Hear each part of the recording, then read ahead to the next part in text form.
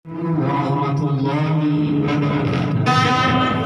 Yang sangat berbahagia seluruh anggota KSPPS Mutiara Harapan Jemaah yang sempat hadir pada kesempatan hari ini. Kami doakan Bapak Ibu sekalian yang punya utang riba tahun ini lunas semua, asalkan dibayar. Baik.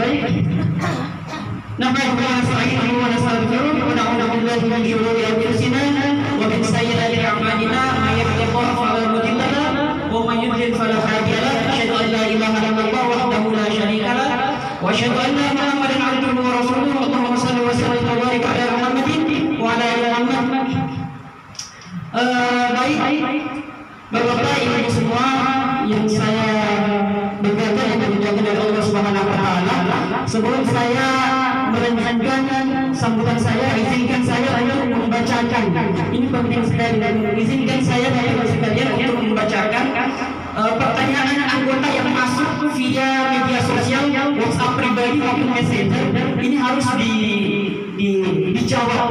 Ini sisa 3 pertanyaan yang belum sempat saya jawab. Yang pertama,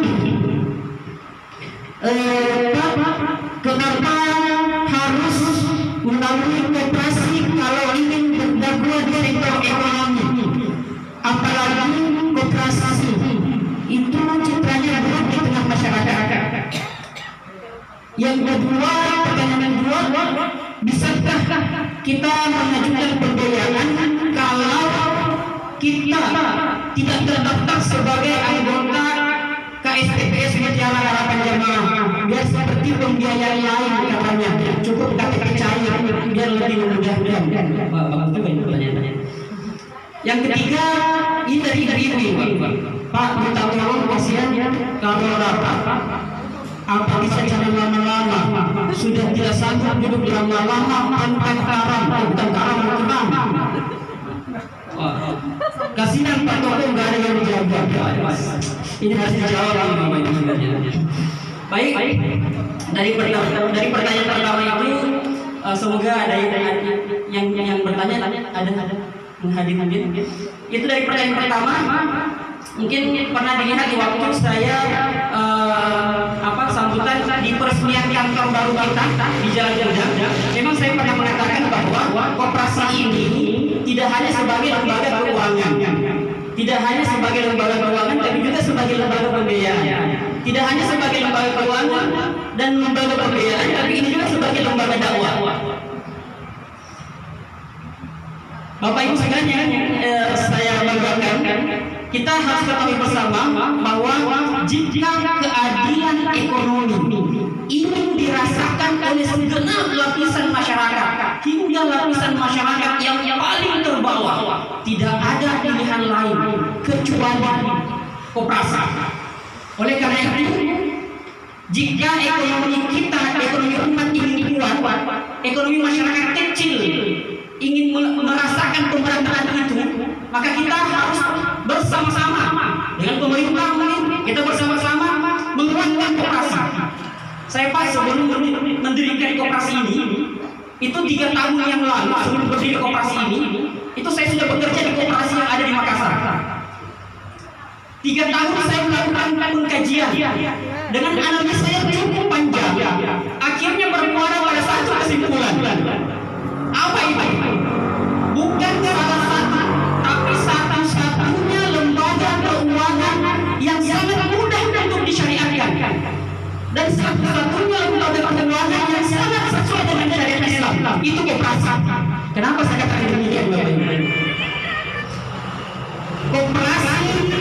Koperasilah yang memiliki prinsip gotong royong. Kalau dalam Islam namanya berjamaah. Di koperasi pula Pak yang memiliki prinsip tolong menolong. Dalam Islam namanya ta'awun. Dan hanya koperasi pula yang dapat menyentuh lapisan masyarakat yang paling terbawah. Saya mau tanya pada ibu-ibu ini yang paling biasa, paling banyak keinginannya, yang paling banyak biayanya di ibu-ibu. Saya mau tanya ibu, kalau misalkan ibu-ibu ingin mengakses pembiayaan 1 juta atau 2 juta, 3 juta, 4 juta atau 5 juta, ibu biasanya kemana? Ke bank atau ke koperasi? Ke bank atau ke rentenir? Kemana Bu? koperasi. Keren tadi? Jangan. Oh dulu. Oke. Kalau ini dibiarkan Bapak Ibu, kalau ini dibiarkan, ekonomi umat pasti akan hancur. Masyarakat kecil pasti akan semakin menjerit. Dan dosa riba akan menjadi dosa yang hal-hal yang biasa. Dan itu menjadi dosa jariah buat kita semua. Itulah gunanya kami hadir di Kabupaten Kolaka, Bapak Ibu sekalian, untuk mengajak Bapak-Bapak Ibu sekalian untuk meninggalkan praktek-praktek pembungaan, praktek-praktek denda-denda, praktek-praktek apa lagi? Praktek-praktek sita menyita, praktek-praktek menzolimi, praktek-praktek apa lagi? Memperkaya diri sendiri. Inilah tujuan kami hadir di Kabupaten, dan inilah konsep syariah yang sebenarnya Bapak Ibu sekalian. Untuk pertanyaan kedua, saya mungkin agak langsung sedikit. Untuk pertanyaan kedua, bolehkah kita mengakses pembiayaan di koperasi ini, koperasi syariah ini, kalau kita tidak terdaftar sebagai anggota? Ini banyak sekali biar anggota sendiri makin bertanya, apalagi dengan anggota di luar sana. Saya jelaskan di sini bahwa kita hanya melayani anggota, bukan non-anggota, bukan pula calon anggota. Dan kita tidak melayani kecuali dia sudah terdaftar sebagai anggota koperasi. Karena seluruh dana yang ada di koperasi kita hanya untuk kesejahteraan anggota, tidak untuk yang lain. Titik. Kita tidak hanya sebagai lembaga pembiayaan, kita juga sebagai lembaga keuangan. Sama dengan bank. Kalau kita hanya bedanya bank dengan kita. Kalau bank itu lembaga keuangan makro, ini harus ibu pahami. Kalau bank lembaga keuangan makro, jadi pengajuannya itu besar. Kalau kita koperasi atau BRT atau KJKS itu lembaga keuangan mikro, jadi pengajuannya juga kecil, tidak besar. Kalau kita ingin mengajukan kredit riba, gimana caranya? Ya harus kita tahu jadi nasabah bank dulu. Begitupun dengan kita. Kalau kita ingin mengajukan kredit di KSPPS Mutiara Harapan Jamaah, daftar dulu, buka tabungan dulu sama dengan perbankan. Jadi hati-hati dengan iming-iming, rayuan-rayuan riba Bapak Ibu sekalian yang mengatakan cukup KTP cair, mudah. Atau ada lagi rayuan riba yang paling dahsyat. 10 butuh dana ringan, butuh dana cepat. 10 menit cair, itu biasa kata-kata itu. DP ringan, itu yang menggiurkan sekali. Itu riba itu Bapak Ibu sekalian. Oke, baik Bapak Ibu sekalian. Ada beberapa hal yang ingin saya sampaikan, tapi terkait masalah pertanyaan ibu-ibu tadi, yang masalah keramahan tadi. Sabar-sabar aja dulu. Insya Allah kita akan terjebak. Kalau saya mungkin agak sedikit lama. Ada beberapa hal yang harus saya sampaikan terkait program KSPPS Mutiara Harapan Jamaah di 2022. Yang pertama terkait program kerja kita yang sedang kita rencanakan di RAT 2021 dan pelaksanaan di 2022. Saya ingin mengucapkan permohonan maaf yang sebesar-besarnya bahwa program kerja kita di tahun yang waktu kita RAT di 2021 untuk perencanaan kerja di 2022 itu tidak ada yang terlaksana. Makanya saya ingin mohon maaf yang sebesar-besarnya. Kenapa? 2,5 tahun kita berkantor di sini. Awal tahun 2022 ternyata siswa yang ada di tempat khusus ini, tempat pelatihan ini itu makin banyak. Puncaknya itu di Januari 2022, sehingga mengharuskan kita untuk minggat karena kita lupa di sini.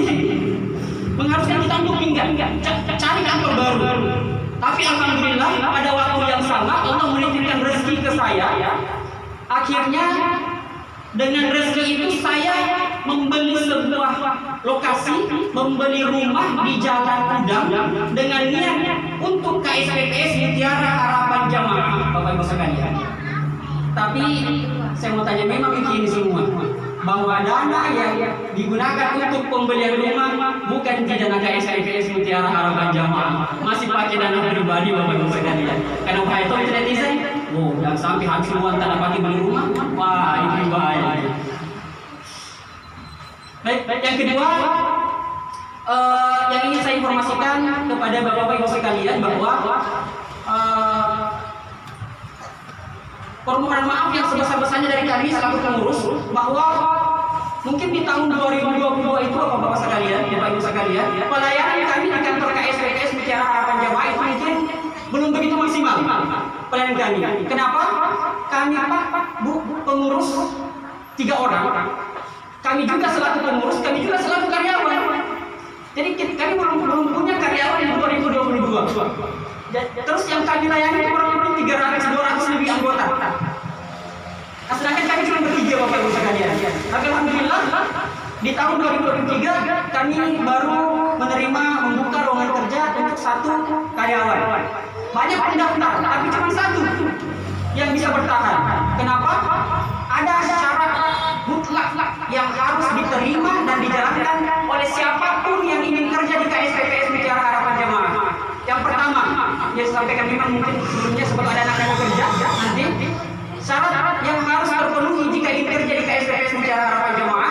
Yang pertama, jam 8 pagi mereka harus semua datang di kantor untuk melaksanakan salat duha, wajib. Kalau tidak mampu melaksanakan salat duha, jangan kerja, get out, keluar. Setelah melaksanakan salat duha, ngaji berjamaah.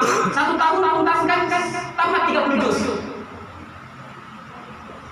Yang ketiga, syarat terakhir, Senin Kamis wajib puasa. Siapapun pengurus, pengelola, karyawan di KSPPS Mutiara Harapan Jamaah, Senin Kamis wajib puasa bapak ibu sekalian. Yang tidak sanggup silahkan keluar.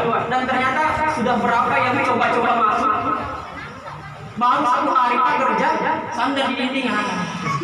Hari Senin panas, tidak sanggup, besok sudah keluar. Jadi itu syarat mutlak yang harus terpenuhi. Tidak bisa tidak.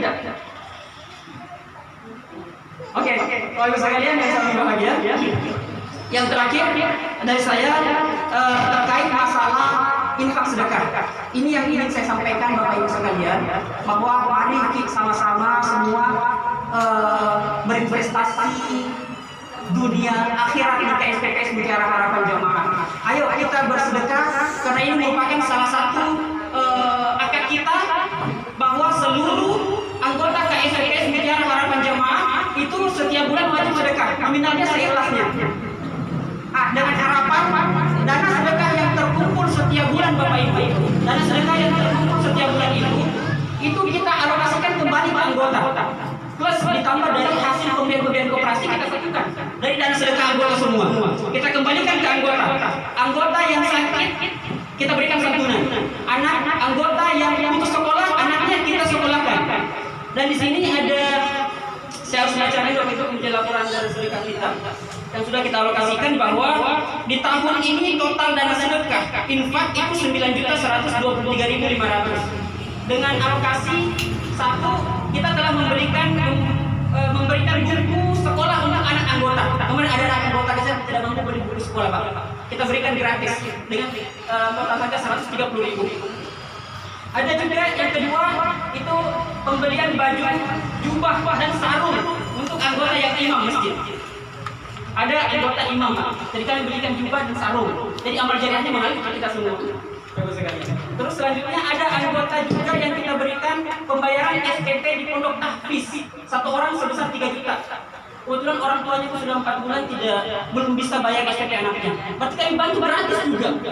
Supaya apa? Utang-utang anggota yang lain, utang-utang riba mereka bisa terputus semua.